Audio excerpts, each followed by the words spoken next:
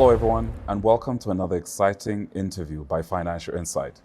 I'll be your host at this interview, and I'll be speaking to Mutisunge Zulu, who is the Chief Risk Officer at one of Zambia's largest banks. So stay tuned and get to know about the Q2 insights on the economy.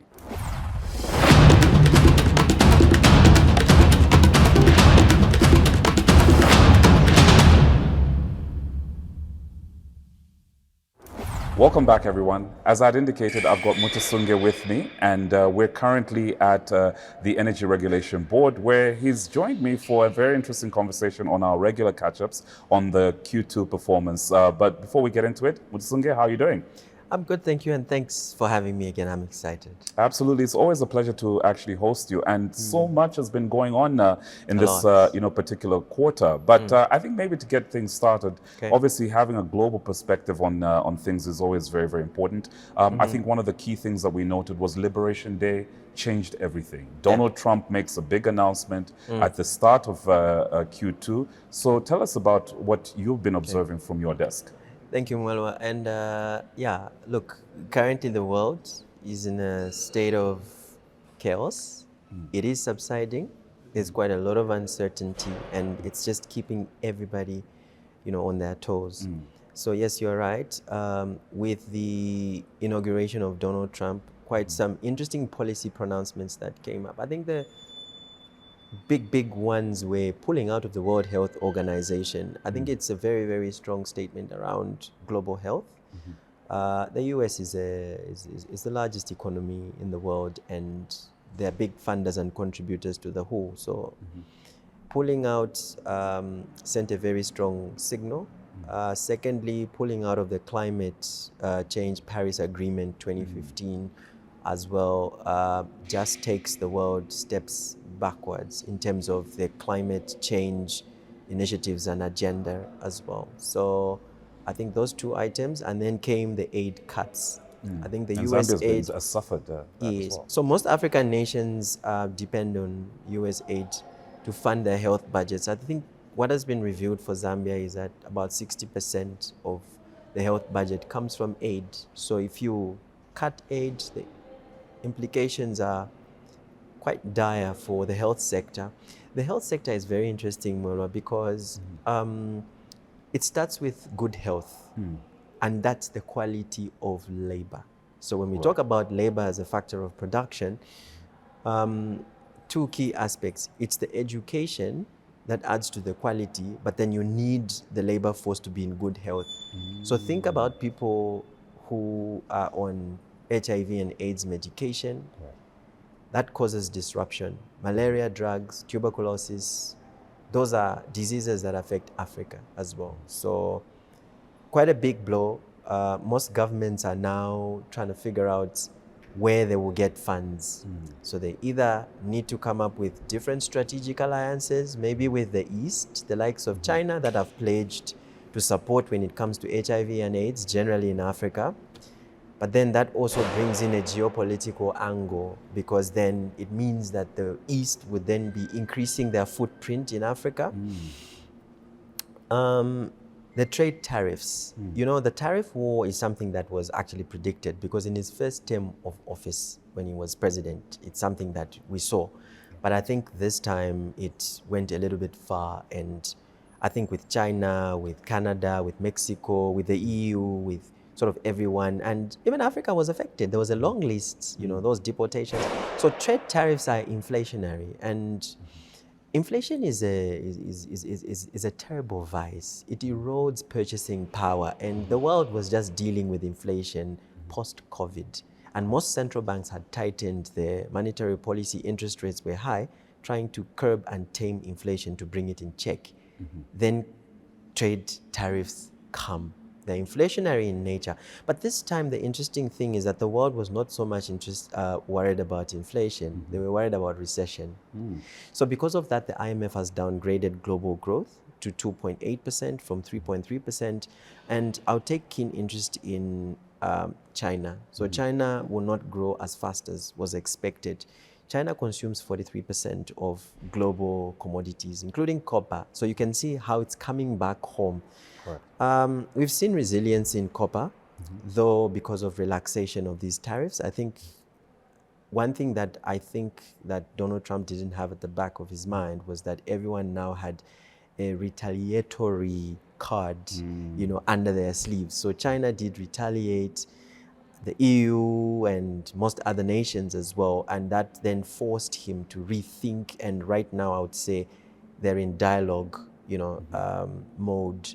And because of that, already we can see a lot of that is pricing into the markets, and we can see reprieve. Copper did go below $9,000 a metric ton, but now we are seeing copper rebound, and it's about $9,500 a metric ton.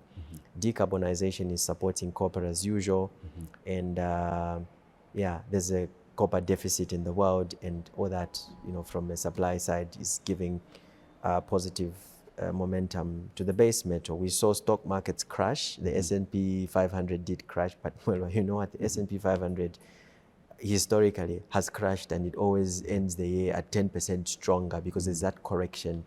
So it's an argument between should you buy stocks or should you go for US treasuries. The interesting thing is we saw divergence for the first time. When there's global uncertainty, you expect a stronger dollar. So if you look at indexes like your DXY, which is your dollar index against the baskets of 6 major currencies, it actually was weakening this time because everyone was dumping the dollar. No one wanted to deal with the dollar because the uncertainty was coming from where the dollar is printed. I see. So, and then treasuries, however, were going up. We're used to this pattern where your DXY goes up, your dollar is strengthening at the same time your treasuries are going up, but there was divergence this time where your treasuries were going up and your dollar was going down. So your DXY, you know, did come down to about 94, which is rather, was shocking.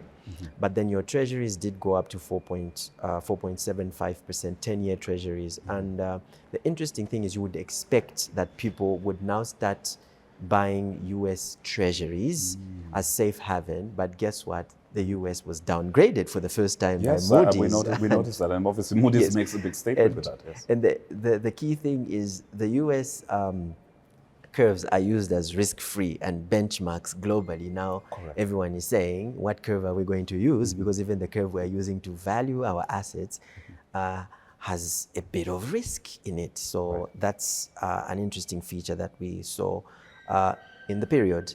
So interestingly also, we saw a risk-off mood. People didn't want to hold risky assets. People were dumping copper, people were exiting commodities. Guess what they were buying? Gold. We saw gold hit is researched. Yes. So gold is a good hedge against inflation. People were much more comfortable buying gold. For the first time, gold hit 3,500 an ounce. Right now, gold is about 3,300, already giving you an indication that the uncertainty is not yet over. There has to be this clarity. From a geopolitics perspective, the expectation was that just a week before Trump was inaugurated, there was a ceasefire truce between Russia, Ukraine, but look, that hasn't really actualized as expected, and because of that, geopolitical tension is still there. Looking at other tensions as well, look at the Israeli-Hamas as well.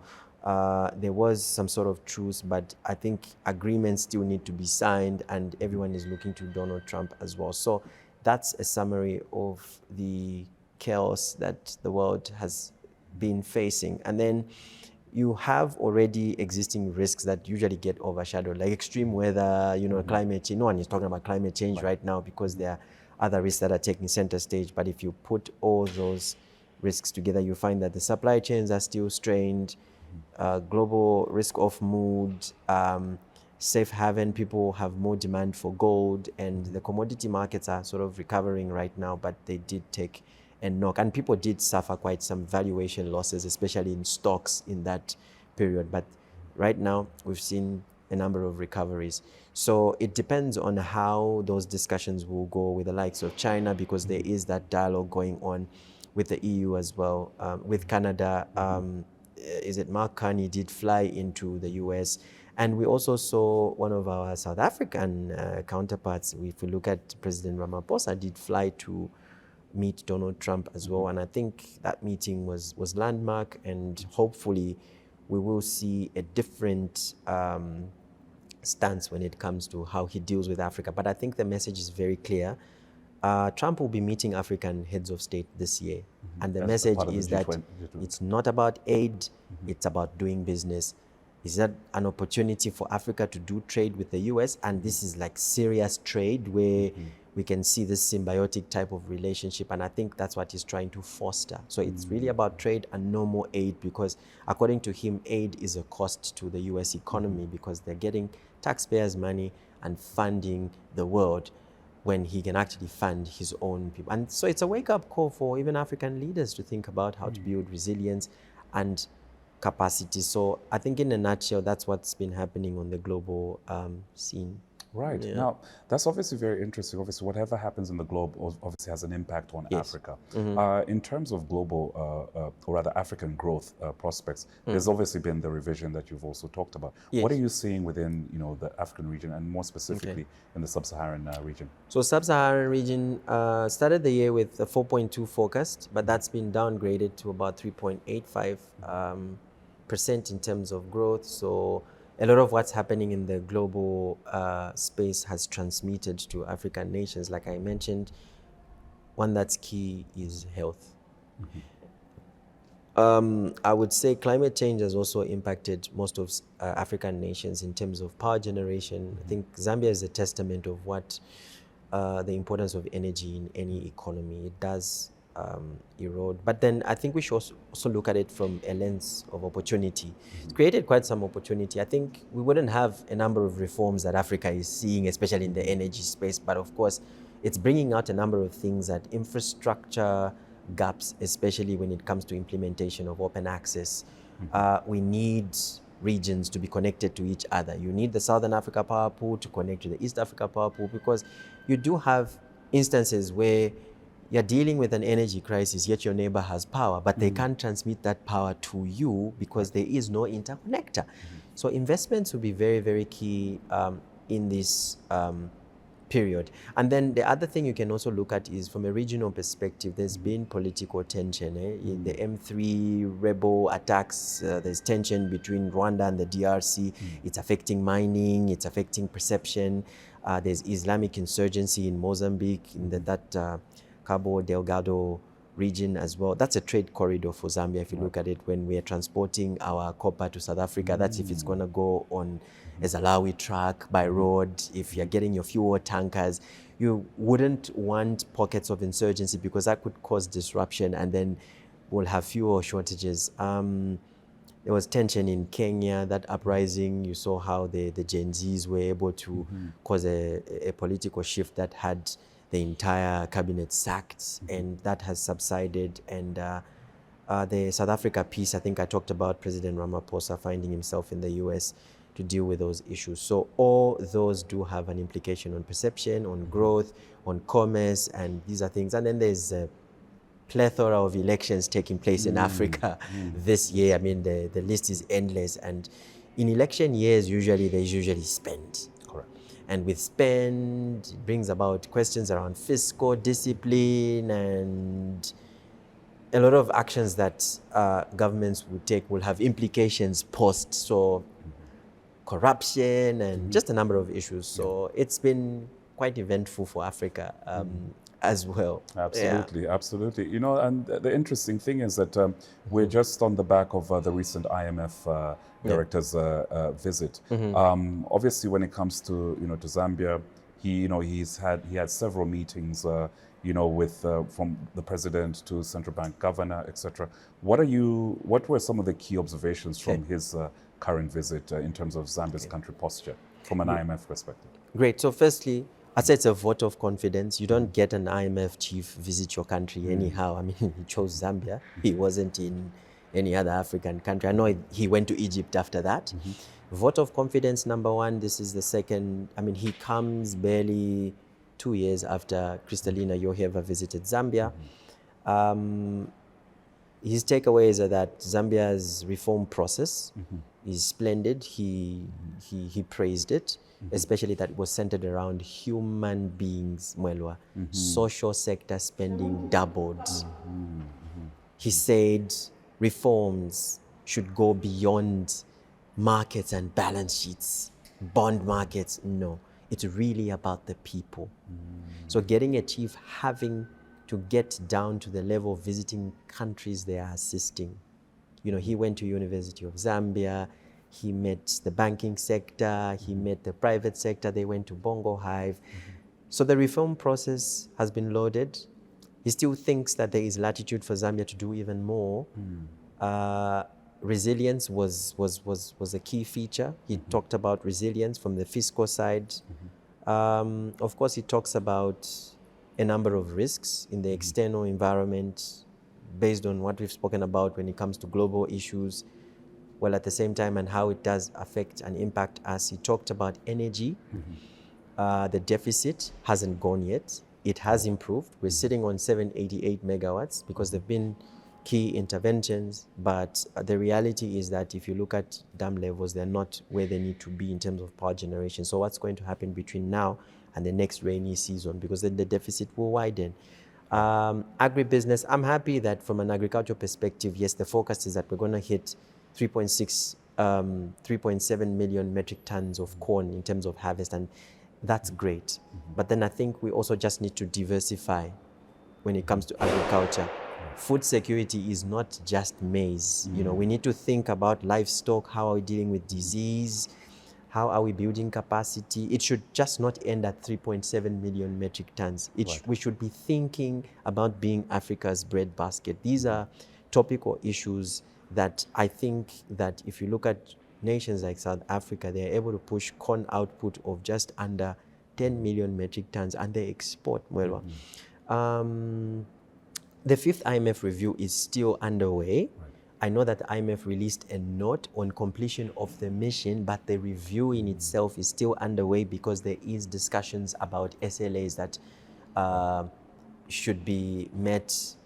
And, you know, the next stage would be to get the performance of Zambia on the program and then present it before the IMF board to discuss the next disbursement, because there is an extended credit facility in question. So the question is, we should be looking out for whether or not Zambia will get the $187 million disbursement. And yeah, but I think the message around there was that there is great performance on the fiscal side, 2.9% in terms of fiscal surplus, which is great.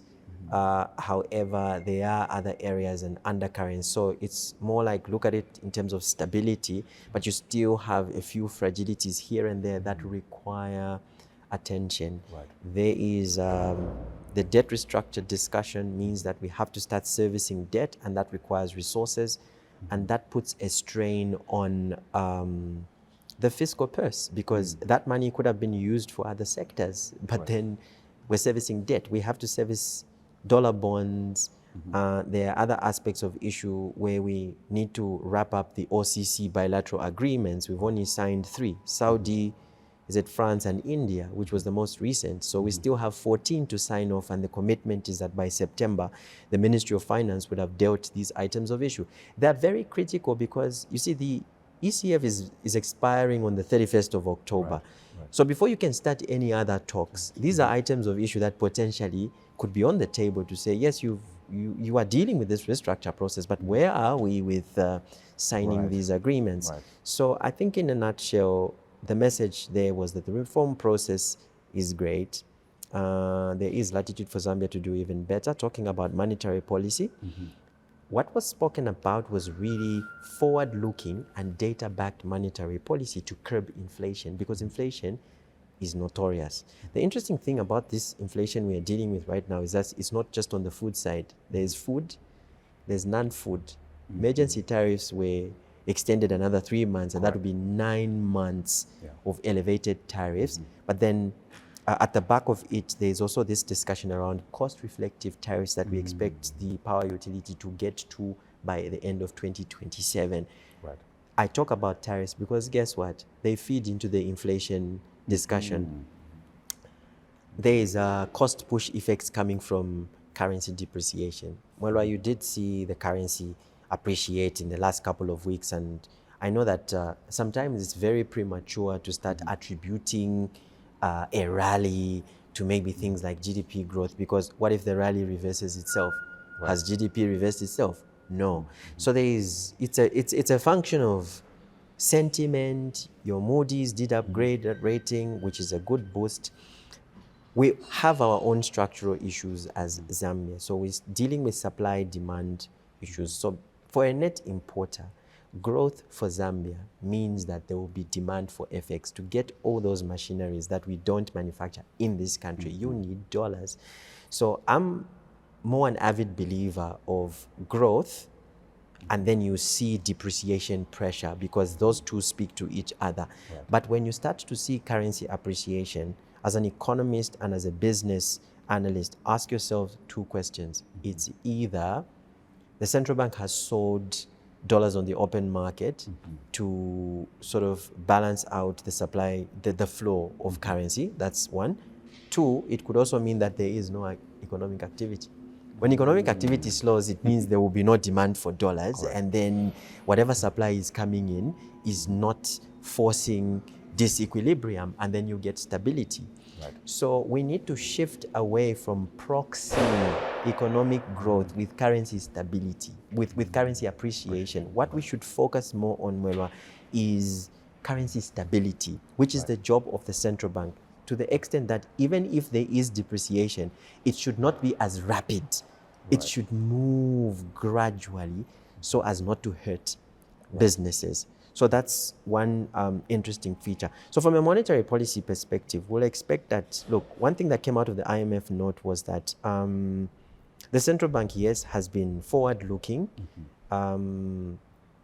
You would note that in the first MPC, they hiked rates, 100 basis points, 14.5%, and the governor's explanation was that forward-looking, they are seeing inflation from a mile away, and they would like to curb it before it manifests. We have an announcement coming out today, and I would tell you that based on my views, forward-looking, you are forecasting a maize harvest bumper, food prices may come down, you still have pockets of currency depreciation. I would say that I would attach an 80% likelihood of the current MPR being left unchanged.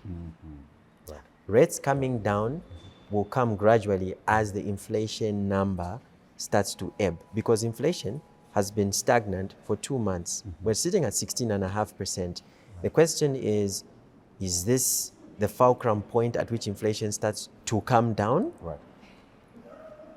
How are we pricing in external risks coming from the uncertainty that we're seeing globally? And I think that will become very clear in the MPC note when the governor does share with us, because I think in the last session, the inflation projection was that inflation had moved to 14.6%. Right. It would come down. The central bank does 8-quarter forecast. It will come down, but will still be in the double digits and outside the 6 to 8% target band. I listened into the ZAMStats note yesterday. There was a note by the ZAMStats, and they were saying inflation will be within 6 to 8% by year end. I highly doubt that, Mwelwa. Dropping from 16.5% to 8% is like 8.5%, given the tariffs that we are seeing right now on electricity. Food prices are still high. It's the forecast in the budget that you expect your prices to come down. They haven't yet come down, but it's the forecast that we're going to have that. So I think it may be a bit too premature, but I think we'll go with what the central bank advises, because I think they do some technical analysis around that. So that's where we are. Right. And obviously, as you've mentioned, today is obviously the big day for the central bank governor, Dr. Denny Kalele, where he announces, the Q2 MPC. How important will the stability on the fiscal side be going forward in terms of the macros that you've just mentioned? Obviously, the exchange rate, as well as things like inflation and any other macros that might be impacted on fiscal stability. So I think that for Zambia, it's a very unique case. it's always the monetary side that has to respond to the fiscals, because our fiscals got dislocated at the point where our debt ballooned, we defaulted on a bond.